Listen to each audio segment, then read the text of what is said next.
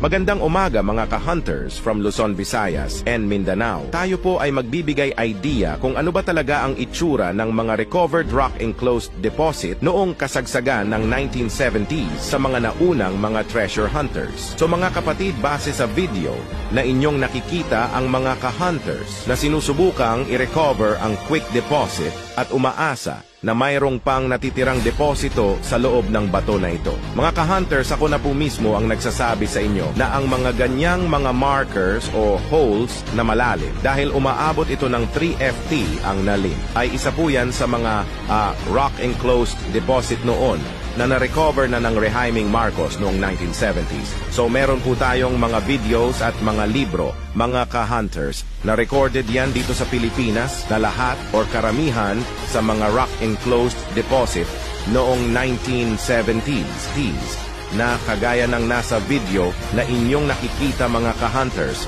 ay yan po ang itsura ng mga pinanggalingan ng quick deposit, mga hunters, na na-recover na po. So, sa madaling salita mga ka-hunters, ang mga ganyang markers o marka o mga hole na malalim na kagaya niyan ay mas madalas po o kadalasan ay na-recover na po. Kaya po ganyan ang itsura niyan, mga ka-hunters, dahil yung deposito na maliliit sa kanyang ilalim ay nakuha na po. Maraming salamat.